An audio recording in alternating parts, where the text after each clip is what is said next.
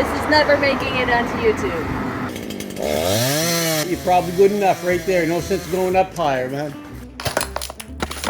So Phil and I are potentially two of the only people to go to the dump and leave with more stuff in the car than when we arrived. Hello friends, and welcome back to my 120-year-old Victorian duplex that I bought sight unseen here in Nova Scotia last summer. I'm Shannon Makes, fixer-upper by day, circus artist by night, and we are on episode 7 on our path to restoring and rehabilitating this dilapidated beauty of a house. At this point, we were roughly 2 weeks into the process. We were still very much in the triage phase. We were doing preliminary assessment of the state of the house and determining the best order of tackling the numerous problems that we were facing. And if you would like a more detailed breakdown on what those problems are, I would recommend this video, my top 10 list of old house woes. So yesterday night marked our first shower in the house, thank goodness, but it also marked our first rain while we were here. We've been very lucky and it has been incredibly dry so far, which has been great for getting all the renovation work done. However, it did rain last night, so I thought, let's make a cup of coffee and go see how much water is in the basement. So I'm gonna put on my wellies and we're gonna go down and take a look and hope that it's not too much for the sake of this house and my soul.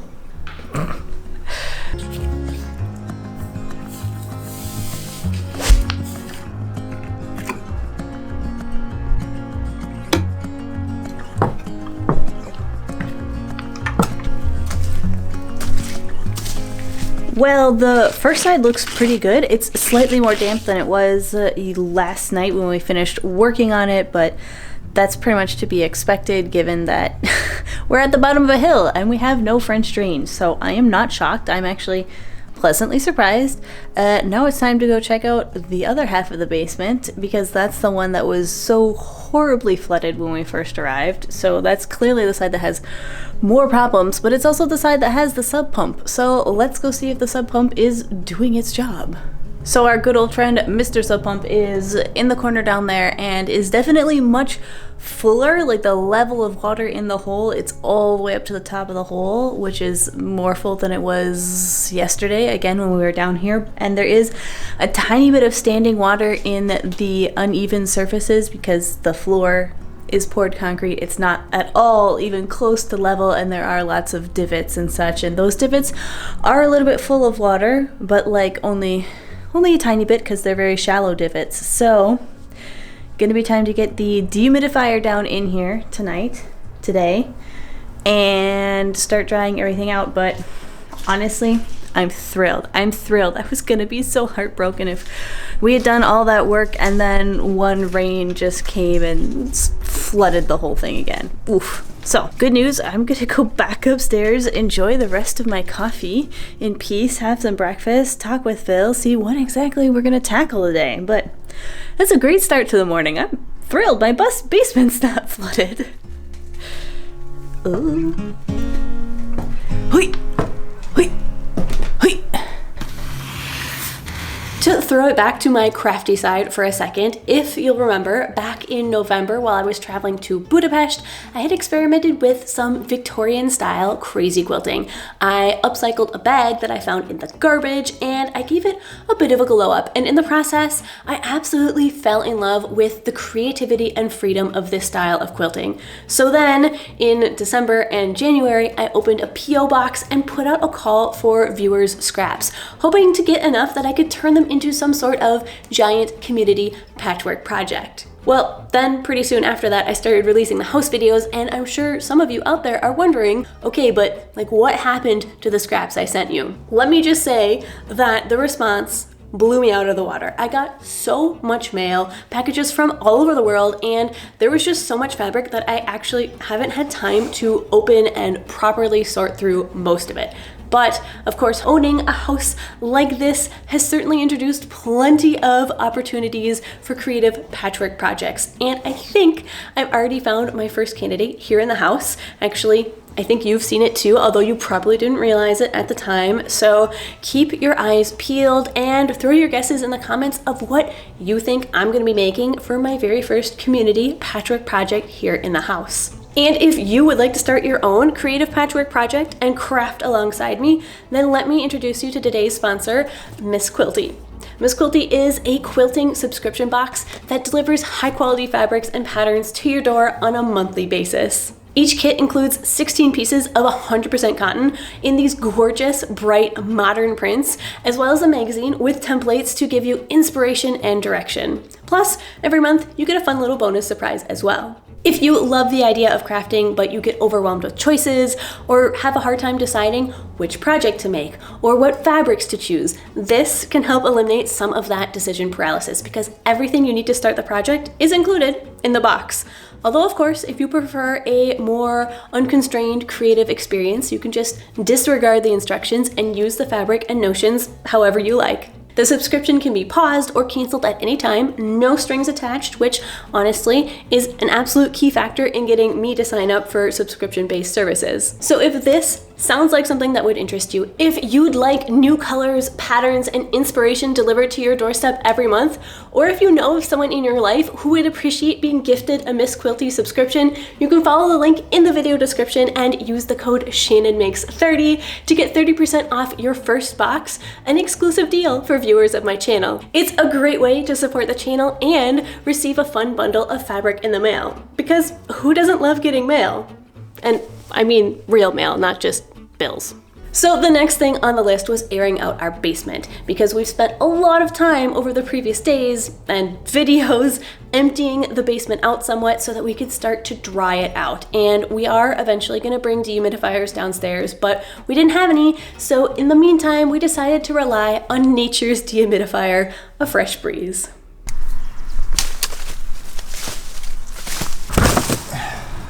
Hey! Airflow, look at that. Yeah. Okay, so now we gotta get some screening. And it was right about now, while I was walking around the foundation and opening all the basement windows, that I noticed that our house's walls were unusually thick, let's say. I talked about this in my previous video, but this, for the record, this was the precise moment that I noticed for the first time that our aluminum siding was sitting almost a full 6 inches away from the rest of the foundation, which seemed odd to me, and I decided to investigate. And just look at all those layers of siding that we've got. Now, it is hard to tell what all is under there from this view, but I definitely see a few layers that look like wood. And maybe the comment section is gonna hate me for this. There's probably gonna be some mixed reactions, but me personally, I would rather have the old wood siding back over this hodgepodge of aluminum and vinyl crap that we currently have on the house. But our time here at the house for this particular visit was limited. I was only going to be there for another couple weeks. Phil was leaving in a few days even, so I wasn't about to go start tearing off siding then and there to investigate, no matter how much I was actually dying to. No, I decided that my curiosity would have to wait, especially since it was right about then that our dumpster guy showed up to pick up the now completely packed dumpster.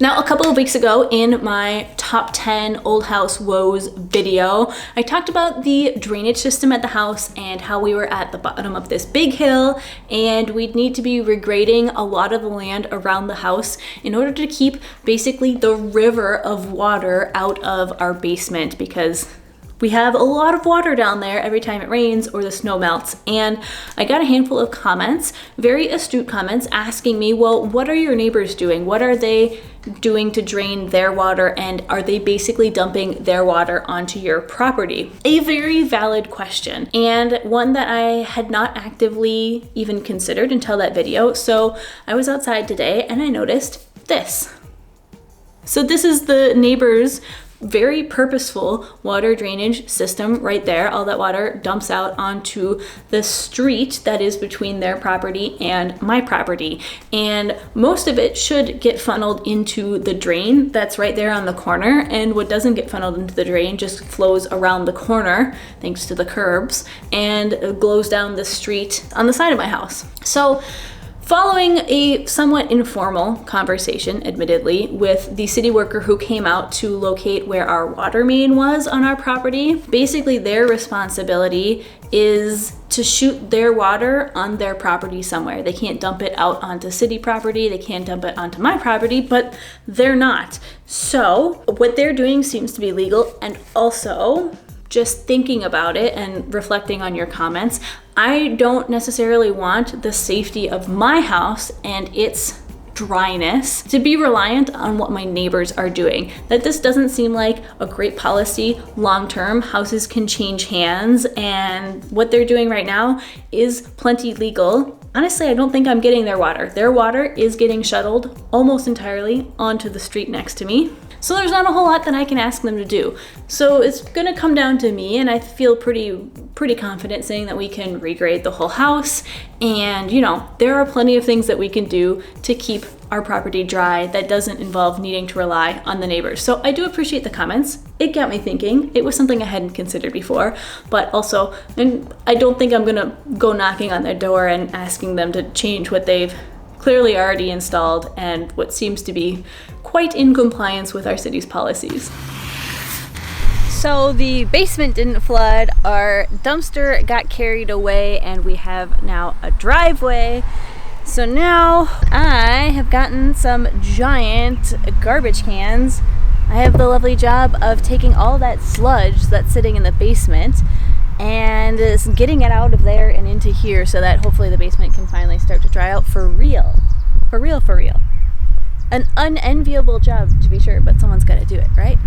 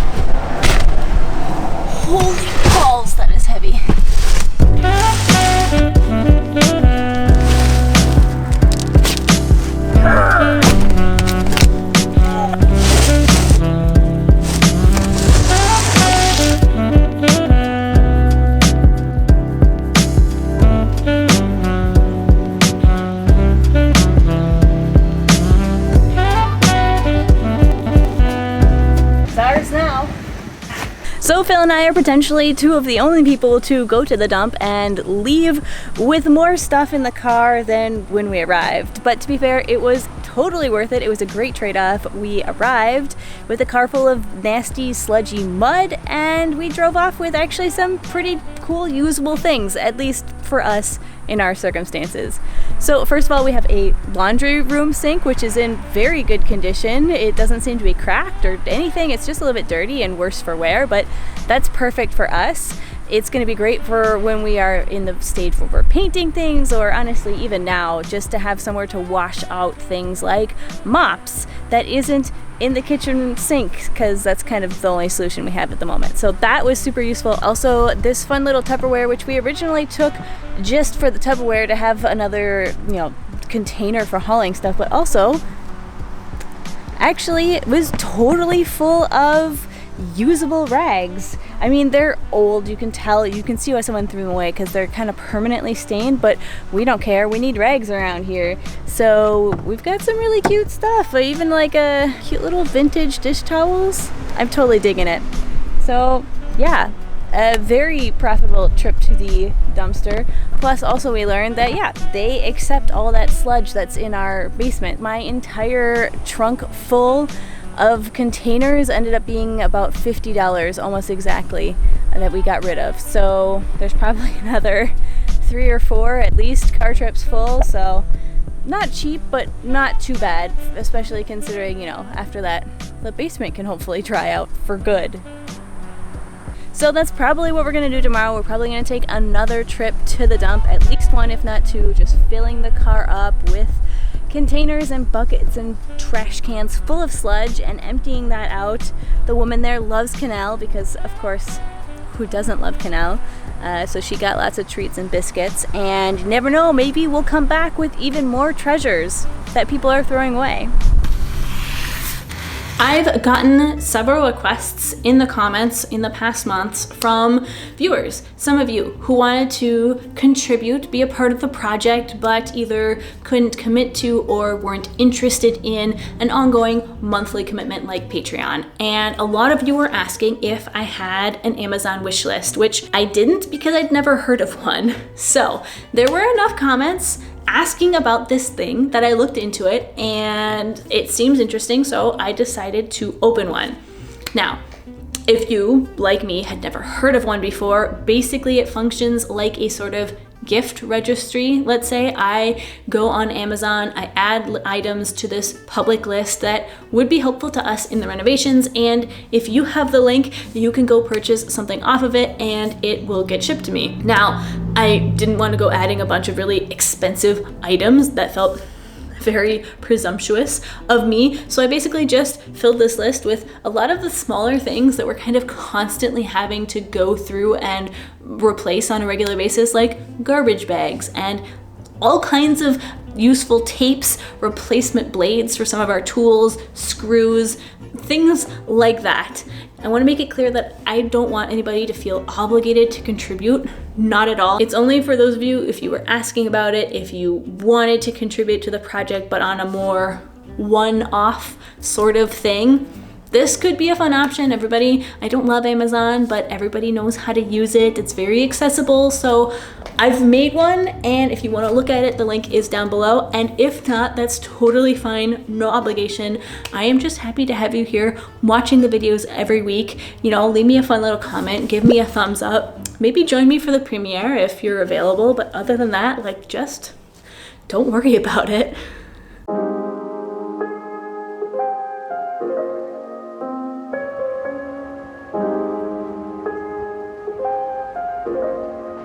Now, I've realized, based on many of your comments on the previous tree trimming video, that there was hardly any footage of me using the chainsaw, but rest assured, I didn't let Phil have all the fun that day, and I wasn't about to this day either.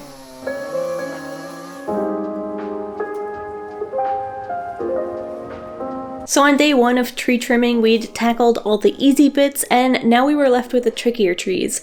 Ones that maybe needed a ladder, or were close to power lines, or the street. This set of trees was close to both the street and to the main power line coming into the house, so we really had to make sure that the tallest trunk especially fell the right way. We were pretty confident that it was going to be okay, but we definitely took our time setting it up. Yep!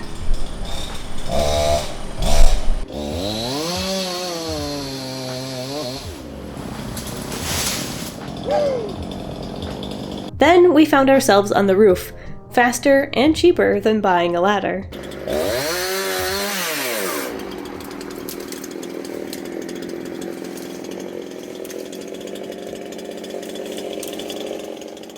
Uh-oh. Exactly what I want to hear when we're stuck on a roof with a chainsaw. Do it until it burps once or twice, like 1 or 2 fires, and then choke in and start. That's what I've been doing this whole time. I don't know. Maybe it's gasoline. Maybe it's kaput. Kaputskis. Hey, at least we got a good view.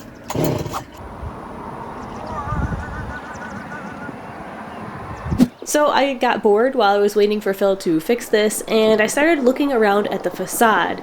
And this was the first time I got a real up-close look at the exact way the house was falling apart. And it actually told me a lot about what was going on, what the problems might be, and reinforced that we were going to need to do some more investigation on this section of the house real soon. Then I made a fun discovery. I think I understand. So I think there used to be a molding that went around the top here that they had to cut out for, that probably got damaged in the hurricane. Then they took it down and resided this, ignoring all the rot. But I bet there used to be a nice fancy molding here that might be where the corbels came from.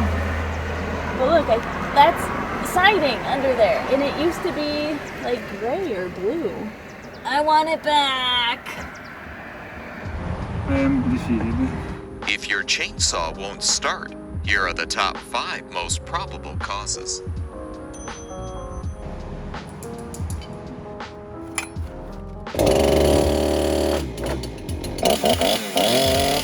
So, what was it? It was flooded.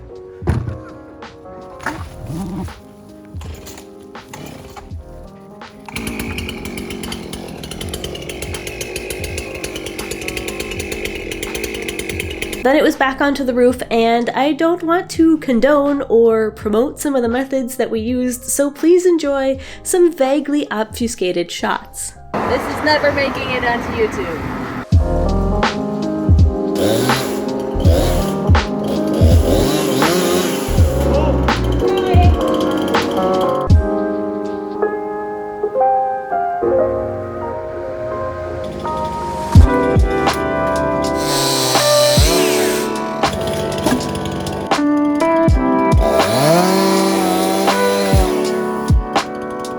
The next tricky part was getting down all the stumps that were growing basically right in our foundation.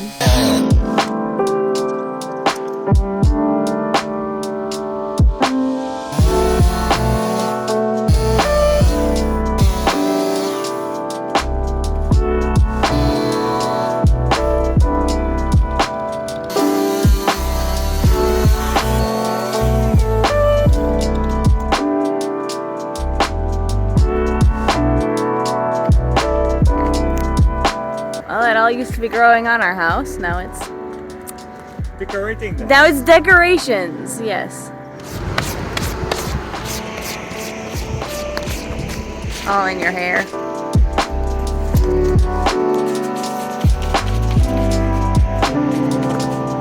Hey, we got showers. Good timing.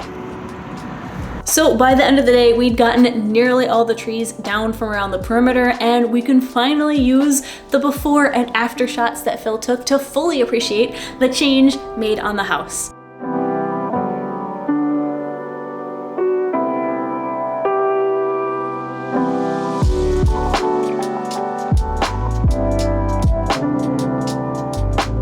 Now, I know there are probably some of you out there that are super bummed to see the foliage go, and on the principle of aesthetics, I fully agree that the house did look better, or at least less naked, with at least a couple of those trees. But on the other hand, you do get a much better sense of the architecture of the house when they're gone. When it's not hidden by trees, you can really appreciate its shape and its features a bit more. You can clearly see those mirrored bay windows that I absolutely love. Plus, we do have to look, at the larger picture of the fact that they were destroying our foundation, and our house sits on the foundation, so there wasn't really much choice. Hopefully, one day I can replant some trees in the front, but a healthy distance away from the house. And this isn't the end of the road here for the trees. The stumps will have to come out at some point, just not right now. We might inject them with some poison. A lot of you suggested either rock salt or copper nails as slightly more environmentally friendly remedies, although the internet at large does seem to be divided on whether these work, but either way, they're fairly cheap, so probably worth a shot. And then we will eventually have to pull them out of there. But for now, a severe decapitation should help stunt their growth. We'll just add it to the list. Decapitation and defenestration. Basically, this is the renovation of medieval tortures. So it was another great week. We got a lot of stuff done, and all of that hard work will continue next week. Whoever said renovating a house is supposed to be glamorous? Wow. Google 2012. Here you can actually see the house a little bit. It looks like it probably also had some neat architecture. Oh, you can see the porch. Our porch was painted white. Everything was painted white. The stairs were like in good repair. So that gutter's been gone since at least 2014. And surprise corgi cameo in 3, 2, 1. Yeah, hi. Hi, what's going on? You having fun hiding back there? It's almost dinner time. Ugh.